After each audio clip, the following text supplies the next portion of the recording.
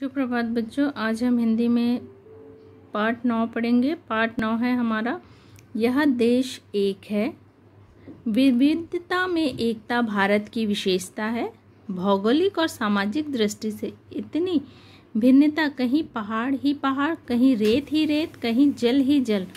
कोई शाकाहारी तो कोई मांसाहारी, कोई गर्म प्रदेशों में रहता है तो कोई ठंडे प्रदेशों में। किसी की भाषा कुछ है तो किसी की कुछ, पहनावे भी अलग अलग, फिर भी सब भारतीय है। धर्मों की दृष्टि से भी चाहे मंदिर जाए, मस्जिद जाए, गुरुद्वारे या गिरजाघर, लेकिन ये सब भारतीय हैं।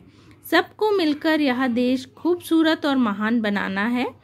इस देश के इतिहास और संस्कृति के निर्माण में संपूर्ण देशवासियों का योगदान है।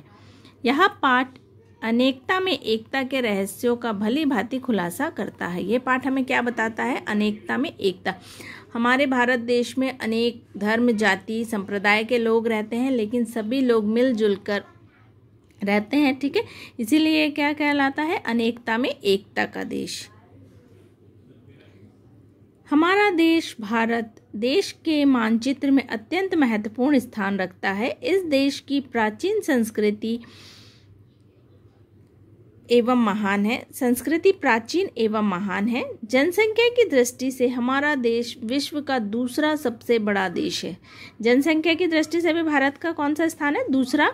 हमारे देश में अनेक धर्मों को मानने वाले लोग रहते हैं। यह सभी आपस में प्रेम पूर्वक रहते हैं। पर्वतों एवं नदियों ने भारत को भीतर से विभाजित कर कई क्षेत्र बना दिए हैं। किसने विभाजित किया है? पर्वतों और नदियों ने, जिससे कई क्षेत्र बने हैं। इस देश के उत्तरी छोर पर कश्मीर है। कश्मीर की जलवायु मध्य एशिया की जलवायु के समान है।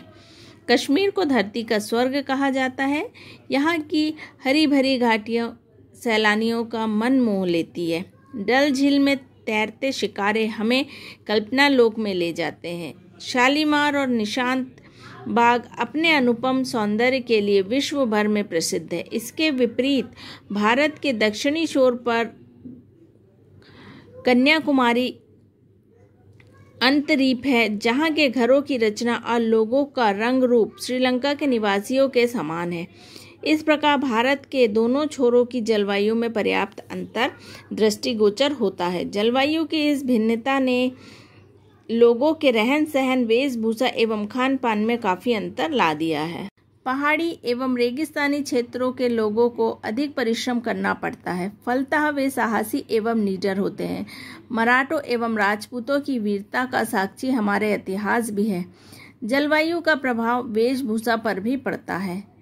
पर्वतीय क्षेत्र भागों में अधिक ठंड पड़ती है, अतः यहाँ के निवासी ऊनी वस्त्रों का प्रयोग करते हैं।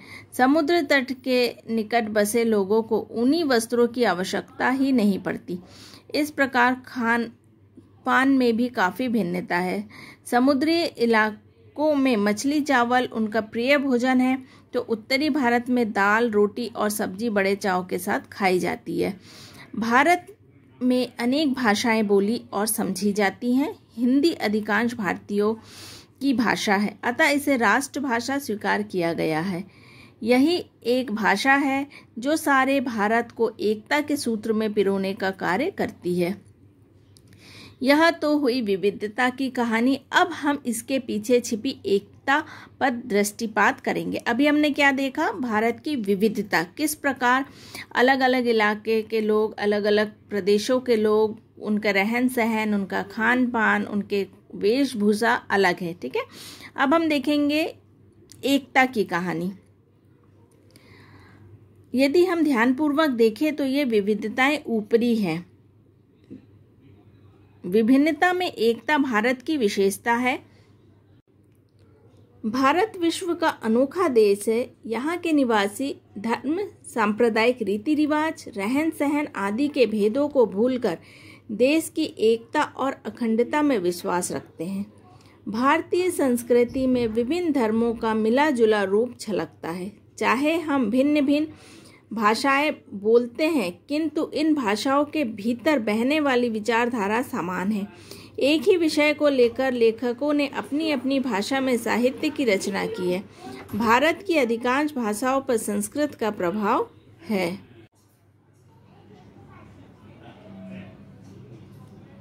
हमारी एकता के उदाहरण है हमारे धार्मिक स्थल। ये चित्र में आपको दिखाई दे रहे हैं धार्मिक स्थल, मंदिर, मस्जिद, गुरुद्वारा, चर्च।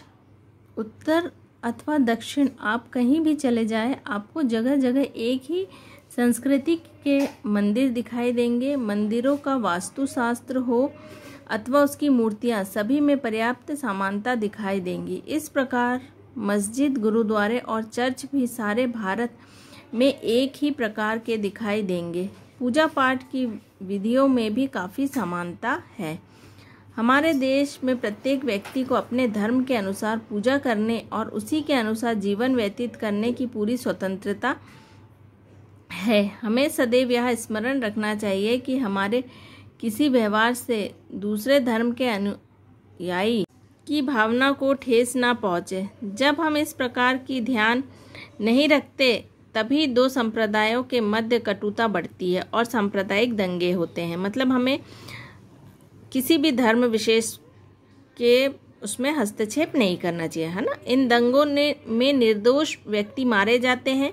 हमें जियो और जीने दो का रास्ता अपनाना चाहिए। हमें सदैव यह याद रखना चाहिए कि हम एक महान देश के निवासी हैं। हमें इस महान देश की हर कीमत पर रक्षा करनी है। देश की एकता को बनाए रखना हम सभी की जिम्मेदारी है। हमें अपने देश के साथ प्रेम करना चाहिए।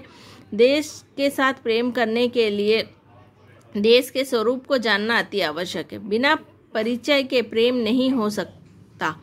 देश के मनुष्य, पर्वतों, नदियों, पशु पक्षियों एवं पेड़ पौधों के साथ प्रेम करना ही देश प्रेम है।